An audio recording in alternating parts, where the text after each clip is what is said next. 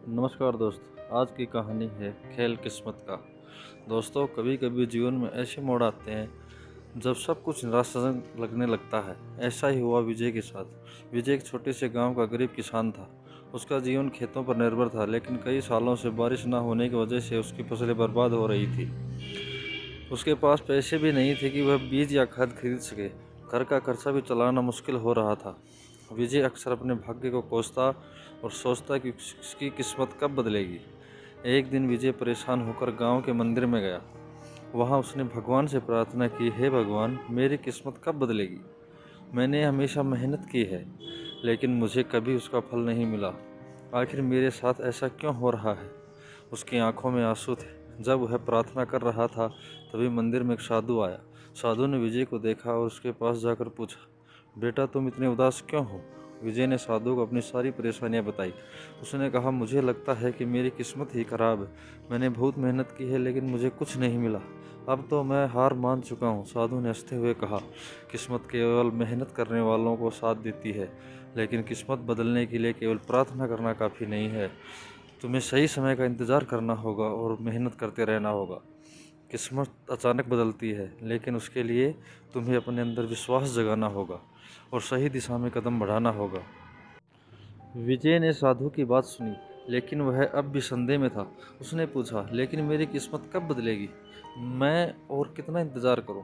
साधु ने मुस्कुराते हुए विजय से कहा, हर किसी की किस्मत का एक समय होता है, लेकिन वह समय तब आता है जब तुम अपने अंदर की शक्ति को पहचानते हो और सही अवसर को पकड़ते हो। आज मैं तुम्हें एक काम बताता हूँ। कल सुबह इस गांव से दूर एक बड़ा बाजार लगेगा। वहां जाकर तुम एक व्यापारी से मिलोगे जिसका नाम रामलाल है। वह तुम्हें एक मौका देगा। विजय ने सोचा, बाजार में जाकर व्यापारी से मिलना, इससे मेरी किस्मत कैसे बदलेगी? लेकिन साधु की बातों में उसे एक उम्मीद की किरण नजर आई। उसने साधु का आशीर्वाद लिया और अगले दिन बाजार जाने का निश्चय किया। अगली सुबह विजय बाजार पहुंचा। वहां उसने कई लोगों को व्यापार करते देखा, लेकिन उसका ध्यान रामलाल नाम के व्यापारी पर था, जिसके बारे में साधु ने बताया था। विजय ने काफ़ी खोजबीन के बाद रामलाल को ढूंढ निकाला। रामलाल एक बड़े व्यापारी थे जो कृषि से संबंधित सामान बेचते थे। विजय ने रामलाल को अपनी स्थिति बताई और कहा कि उसे किस्मत बदलने का एक मौका चाहिए। रामलाल ने उसकी बात ध्यान से सुनी और कहा, तुम्हारी बातों से लगता है कि तुम एक ईमानदार और मेहनती इंसान हो। मैं तुम्हें एक मौका देता हूँ। मेरे पास कुछ बेकार पड़े बीज हैं। ये बीज अच्छे मौसम में बेहतरीन फसल देते हैं, लेकिन इन्हें उगाना आसान नहीं है। अगर तुम इन्हें उगाने में सफल होते हो तो तुम्हारी किस्मत बदल जाएगी। विजय ने बिना सोचे समझे वह बीज ले लिए और रामलाल को वादा किया कि वह पूरी मेहनत से उन्हें उगाने की कोशिश करेगा।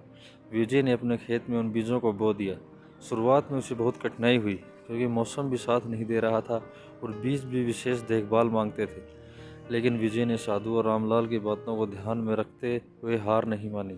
उसने दिन रात मेहनत की, खेतों की देखभाल की और धीरे धीरे बीज अंकुरित होने लगे। कुछ ही महीनों में विजय के खेतों में लहलाती फसलें उग आई। उसकी फसलें इतनी बेहतरीन थी कि गांव के सभी लोग उसकी तारीफ करने लगे। विजय की मेहनत रंग लाई और रामलाल ने उसकी सारी फसलें खरीद ली। विजय ने पहली बार इतनी बड़ी रकम देखी थी। अब उसकी किस्मत सच में बदल गई थी।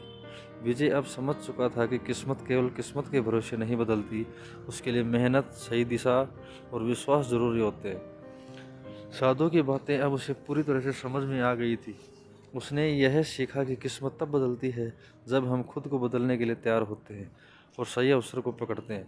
विजय अब न केवल खुद खुशहाल था, बल्कि उसने गांव के अन्य किसानों की भी मदद करनी शुरू कर दी। वह उन्हें यह सिखाता कि कैसे सही मेहनत और विश्वास के साथ उनकी भी किस्मत बदल सकती है। सीख। इस कहानी से हमें सीखने को मिलता है कि किस्मत केवल इंतज़ार करने से नहीं बदलती, मेहनत, विश्वास और सही अवसर का इस्तेमाल करने से हमारी किस्मत का असली बदलाव होता है।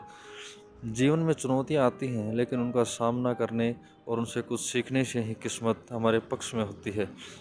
जय हिंद दोस्तों। अगर वीडियो अच्छा लगा तो कृपया इसे सब्सक्राइब और लाइक ज़रूर करें। जय हिंद दोस्तों।